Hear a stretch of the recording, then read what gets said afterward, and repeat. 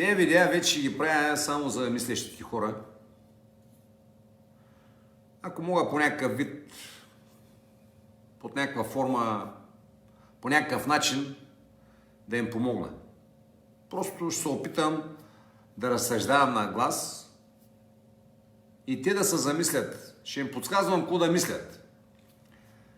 Не да са лапни шарани. Пускам го в Patreon видеото. Защото, знаете ли, че видеото с Веско е лимитирано. Не виждам там кое има, ако няма, но го лимитираха. До последния момент не беше. А сега е. Това видео ще го направим за Patreon, защото ще говоря за коронавируса. Най-вероятно и него ще го лимитират 99 на 100. Аз не искам да ме манипулират както си искат те. Западните идеологии. Правя го това видео пак за COVID-19. Защо? Защото искам да помогна на хората. То явно, че тъс простия тя няма да спре. Аз ви го казах. Ще си бъде, днеска беше коронавируса част 2 или сериал 2. Те го подкараха, нали, че има част 3, корона криза, част 4. Че си караме докато не унищожат всичко, и което може би е правилно. Аз искам да помогна на тези, които имат нещо в главата.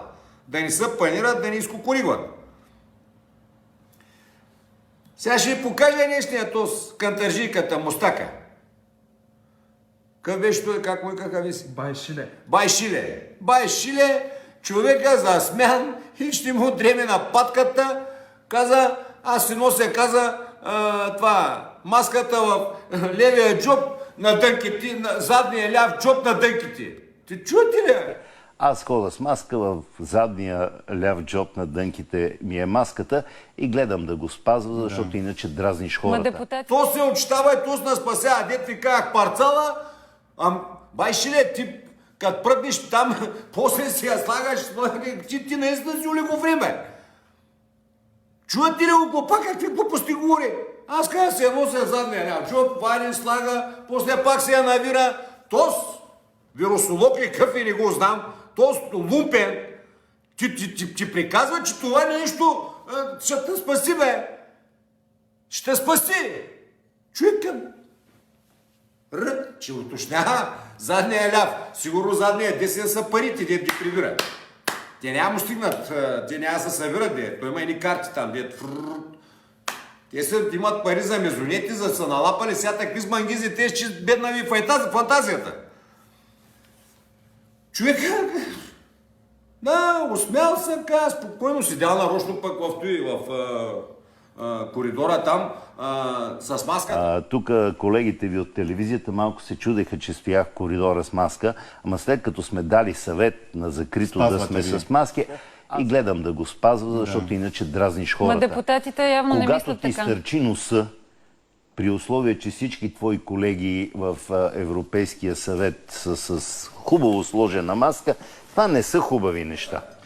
Защото те го бяха фанали един път на пътя, днеска Веско ще го пусти, защото ние не го пусна такова, защото пак го лимитираха и го спряхме в едно друго видео. Дет те го питат, що ли носите маска, и той гледа байшиле като пръдна от джемия, не знае къде се намира. След като агитирате постоянно за носене на маски, защо вашата маска е в ръцете, а не на устата? Бихте ли дали отговор на този въпрос, господин Кантарджиев? Моля? И аз съм отговор. Защо не сте с маска? Защо не сте с маска? Вие агитирате постоянно, че трябва да сме с маски, а вие не сте с маска.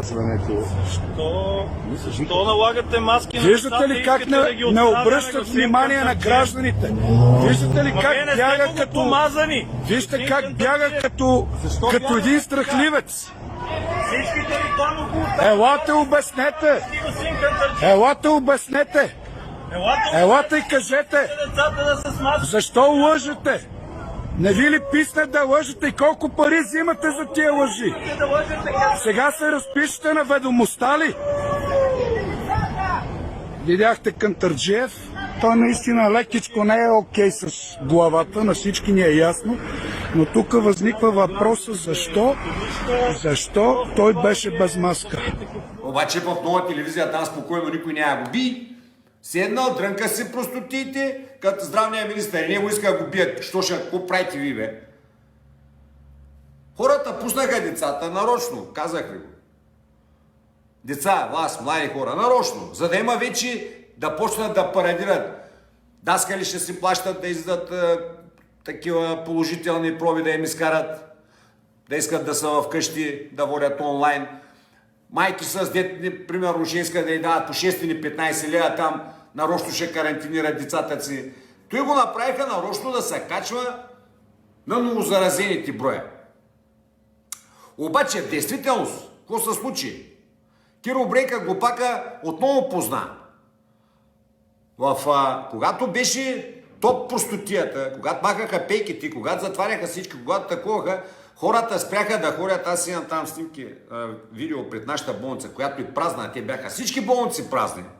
И ви казах, че хората прикават само за едно COVID-19, които на денно 6-7 умират с COVID-19. Те не са умрели от COVID-19, те са умрели с COVID-19. На какво пляскате? Лекари, вие пляскате, че хората не ще да се лекуват, че седят в къщите си, че умират в къщите си. Ма как един път няма болни? Няма болни, всичко е коронавирус. Няма. На старите хора, което е много страшно, старите хора имам го в къщи. 30 дена не е излизал.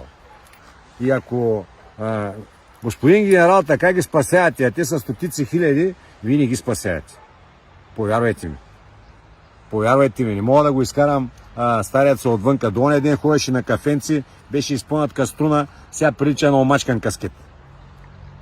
Прижалтял като восъки. Не е ходил до туалет на 5 дена, разхлабителни. Моята жена не ще я пусне дъщеря си.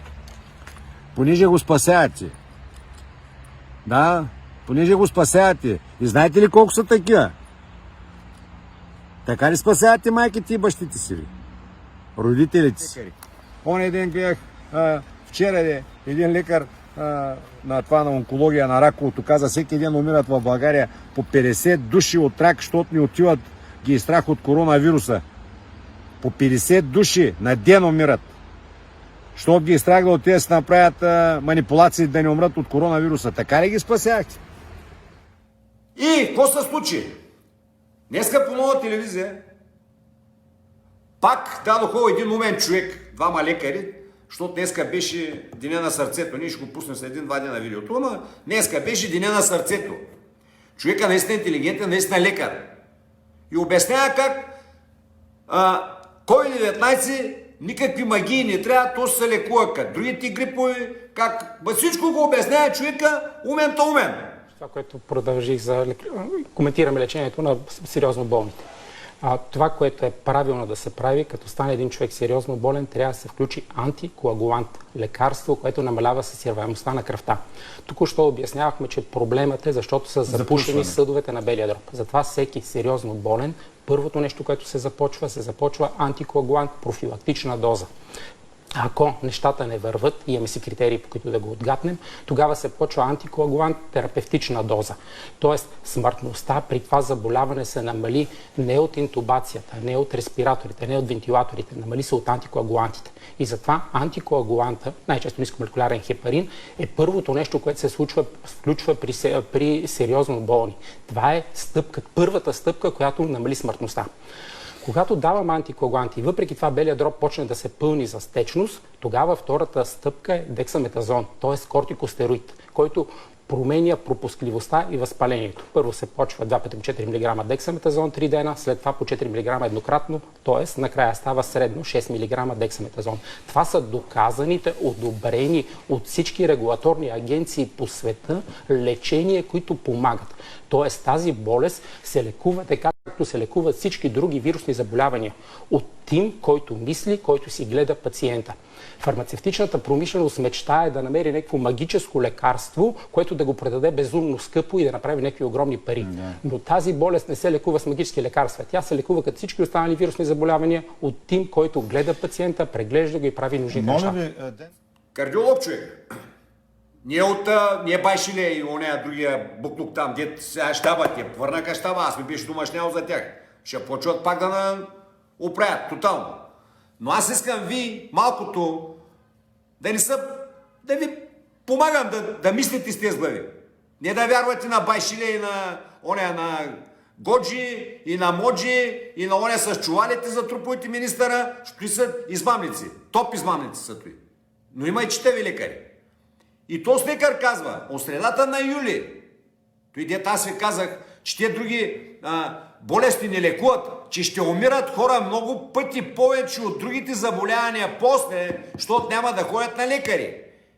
И по едно време хората взеха да приказват, като не ходим на лекари, било добре, не умирали. Тогава ви казах, не е вярно.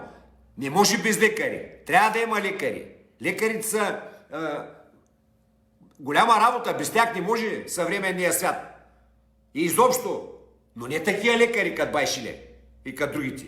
А като е този човек, кардиолога, човека каза така, аз си казах, ще умират пъти повече, защото не ходят на лекар. Сега, тогава, като набяха затвори, защото хората ги беше и страх. И сега още не ходят, защото им бъркат носа, в газа, къде ли не. Ако има една много уважавана институция, Националния статистически институт.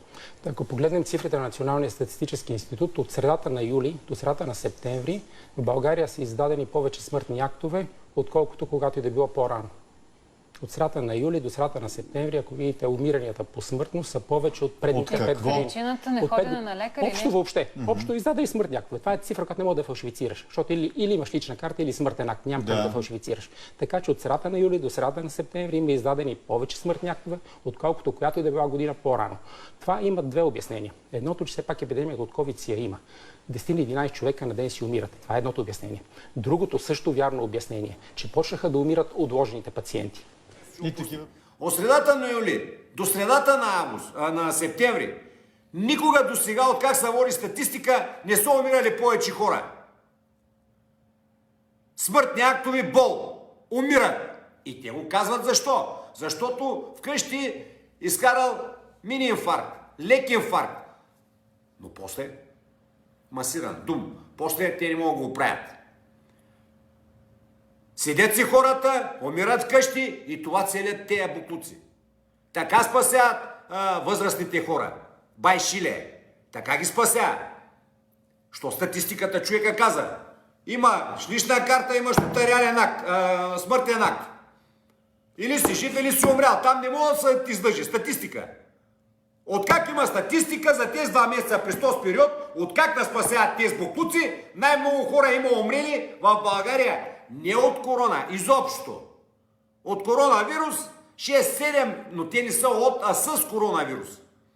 От други заболявания пъти повече от други години. Откак тези хора да спасяват от тази страшната болест. И аз сега ще ви смета, направих си труда, защото има един борсук, там страшен математик от техния щаб. Аз да ви посмятам малко. Знаете ли колко хора умират от ухапване от змия в света? Знаете ли? От 90 до 140 хиляди. Сега някой ще каже, ама днеска вече, за 9 месеца, вече 1 милион. Но те не са от COVID, те са с COVID. И правете сметка, те 90% или 70% е измама статистиката. Защото няма аутопсии. Но аз ще ви направя на друга сметка. Дори да е така. Страшната за пандемия, заразна болест, затвориха света всичко. Хора, те само в Индия са 70-80, не в Индия, в Азия, 70-80%, не в Индия ли беше? В Азия 70-80 хиляди и 20-30 хиляди в Африка. Другия свят, тя не е цяла Азия. Тут друго, змията, то хапи, ти трябва да отидеш до нея. Не е под пандемия, бе. Не е страшно. В 90% от света няма ухапани умрели от змии. Значи от змии ухапани статистически сметнато процентно има повече умрели от коронавирус. Или да ви смятам пак. Примерно, в Европа няма. Има 2-3 или 20 души. Там в Канада, в Русия, къде ли не? Няма. И от змии има 140 хиляди умрели. От 90 до 140 хиляди. Колко сметнем процентно, защото целият свят се смята от тази пандемия, са измерили 1 милион, значи от змии умират ухапани процентно, ако ги сметнем, оня шарлатан да дойде научи как се смята, повече хора има умрели от процентно от змии ухапани. Или да я привеждам още. Много страшно, бе. Ма то страшна страхотия, бе. И бай ще ли ми обяснява как мерките. Какви мерки, бе? Какви петли, бе? Хора, единиците, хора, които ми вярвате, мислете с тези глави. Не се поддайте на слънчето. Но пендерите да вярват, да умират, те това заслужават. Да фалират, да се маскират, да се самоубиват, каквото искат да правят. Каквото искат да правят. И ми повярвайте, мислете с тези глави. Зато и са ви тези глави. Не да пазите равновесие. Да мислите, да задавате въпроси. Казах ви, ти как ще охапи змия? Трябва да отидеш до нея. Трябва да видиш. А той е невидимия убиец. COVID-19, мачка, тръжка целия свят. 1 милион умрели на 7 милиарда и половина. Но то 0,01%. Тъй, че не се шашкайте, мислете с тези глави.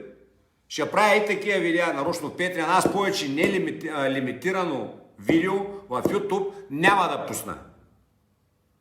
Защото не можете да ми кажат какво ще правя аз. След като Веско лимитираха и мене, абсолютно нищо не прекаваме, няма причина, нищо, никакви. И хората не ти обясняват. И няма и да питаме, просто казваме. Туп, няма да го пускам. Да ми се сърди който иска. Да плаща по 25 лева 30 най-ефтините часове на даскалите. От Байкеро моите часове са безценни, млади хора, да го знаете. Безценни. От мен ще се научите на много повече работи, които никъде никой няма да ви ги каже. Аз ще ви ги кажа в прав текст. Който иска, но Байкеро брейка и Веско, видяхте го Веско, ние не сме за полиграфка. Не може да ми кажат, той момче по 4-5 пъти приправя видеята и те накрая пак лимитирани. Не мога да станете, дразни ма, не мога, те ми казват какво да прекарам. Той нещо не мога пустим, оно нещо не мога пустим и те пак намоделират какво кажат, тето и става. Чао!